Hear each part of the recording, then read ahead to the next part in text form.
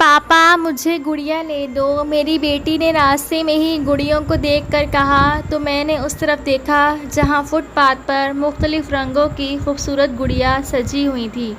میں نے motor cycle کا رخ اس طرف موڑ دیا۔ میری بیٹی کے چہرے پر اچانک مسکراہٹ سج گئی جسے دیکھنے کے لیے میں ہمیشہ بے چین رہتا تھا۔ اس کی مسکراہٹ میرے جینے کا سہارا تھی۔ دیکھو بیٹا، کون سی گڑیا آپ کو پسند ہے؟ میں اسے فٹ پاتھ کے قریب لے جا کر بولا تو اس نے ادھر ادھر نظریں دوڑائیں۔ آخر ایک گڑیا اسے پسند آ ہی گئی۔ پاپا یہ والی۔ میری بیٹی نے اس گڑیا کے اوپر ہاتھ رکھا تو میں نے اسے جھٹ سے خرید لیا۔ اس کے چہرے پر مزید خوشی نکھر آئی۔ پاپا میں بھی آپ کی گڑیا ہوں نا؟ راستے میں ہی اس نے عجیب سا سوال کر دیا۔ ہاں بیٹا، کیوں نہیں، تم بھی میری گڑیا ہو، میں نے جواب دیا۔ اس دوران گھر آ گیا۔ میں نے موٹر سائیکل سائڈ پر کھڑی کی اور اپنی گڑیا کو اٹھا کر اندر چل پڑا۔ میری بیٹی کی گڑیا اس کے ہاتھ میں تھی۔ دیکھو مما، پاپا نے مجھے گڑیا لے کر دی ہے، دیکھو کتنی پیاری ہے۔ وہ اپنی ماں کو گڑیا دکھاتے ہوئے خوشی سے جھوم کر بولی۔ اس کی ماں نے بھی خوشی کا اظہار کیا۔ اس کے بعد ہم کھانا کھانے لگے۔ کھانا کھانے کے بعد وہ خوشی سے اپنی گڑیا کے ساتھ کھیلنے لگی۔ تھوڑی دیر بعد مجھے میرے ایک دوست کی کال آ گئی۔ اس کے بیٹے کی طبیعت بہت خراب تھی۔ بیچارہ بہت غریب آدمی تھا، اس کو ہر وقت میری مدد کی ضرورت رہتی تھی۔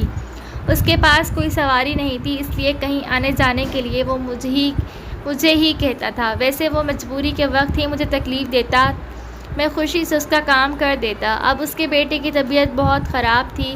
وہ مجھے کہہ رہا تھا کہ میں موٹر سائیکل لے کر آؤں اور اس کے ساتھ اس کے بیٹے کو ہسپتال لے چلوں۔ میں نے جلدی سے موٹر سائیکل نکالی اور فوراً اپنے دوست کے گھر چلا گیا۔ اس کے چہرے پر مسکراہٹ دیکھ کر مجھے خوشی ہوئی۔ میں جانتا تھا کہ اصل عبادت تو یہ ہے کہ آدمی ہی آدمی کے کام آئے۔ مشکل وقت میں کسی کی مدد کرنے کا ثواب کتنا ہوتا ہے یہ کوئی بھی نہیں جانتا۔ ہسپتال سے فارغ ہو کر میں واپس آ گیا تھا۔ میرے دوست کے بیٹے کی طبیعت اب بالکل ٹھیک تھی۔ جیسے ہی میں گھر واپس آیا، میری گڑیا میرے انتظار میں جاگ رہی تھی۔ رات کے 11 بج رہے تھے۔ مجھے دیکھتے ہی فوراً وہ مجھ سے لپٹ گئی۔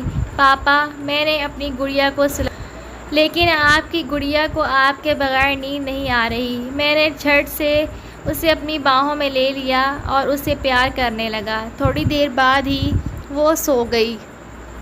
پاپا، مجھے یہ ڈاکٹر کے سامان والا کھلونا لا دو۔ میری گڑیا کبھی کبھی بیمار ہو جاتی ہے تو میں اس کا علاج کروں گی۔ اگلے دن اسکول سے واپسی پر اس کی نظر کھلونوں والی دکان پر پڑی تو اس نے وہ سامان خریدنے کی ضد کی۔ میں اپنی بیٹی کی خواہش کبھی رد نہیں کرتا تھا، اس لیے میں نے اسے فوراً اس کی خواہش پوری کر دی۔ گھر جا کر وہ ان اوزاروں کا استعمال کر کے ایسے گڑیا کا علاج کرنے لگی جیسے اصل کی ڈاکٹر۔ اس نے اسٹیتھوسکوپ کان سے لگایا ہوا تھا اور گڑیا کے دل کی دھڑکن چیک کرنے لگی۔ کھیل کھیل میں اس نے گڑیا کو انجیکشن بھی لگا دیا اور میری بیگم سے اس طرح کھیلتے ہوئے دیکھ کر مسکراتے رہے۔ باپ بیٹی کا رشتہ بھی کتنا عجیب ہوتا ہے۔ باپ بیٹی کے بغیر نہیں رہ سکتا اور بیٹی باپ کے بغیر نہیں رہ سکتی۔ میں جب بھی گھر ہوتا وہ اپنی مما کے پاس نہیں جاتی تھی، اس کے ہاتھوں کھانا بھی نہیں کھاتی تھی۔ وہ کہتی تھی کہ میرے سارے کام بابا خود ہی کریں، وہ ہی مجھے کھانا کھلائیں۔ اس لیے بیٹی کی محبت میں سرشار میں سارے کام اس کے خود ہی کرتا تھا۔ پھر وقت گزرنے کا پتہ ہی نہیں چلا۔ میری گڑیا بڑی ہوتی گئی اور ایک دن سچ مچ ڈاکٹر بن گئی۔ اس نے دکھی انسانیت کی خدمت کرنے کا عزم کر لیا تھا۔ بابا جی، یہ میں نے آپ ہی سے سیکھا ہے کہ ہمدردی کیا ہوتی ہے۔ آپ مشکل وقت میں دوسروں کی مدد کرتے تھے نا تو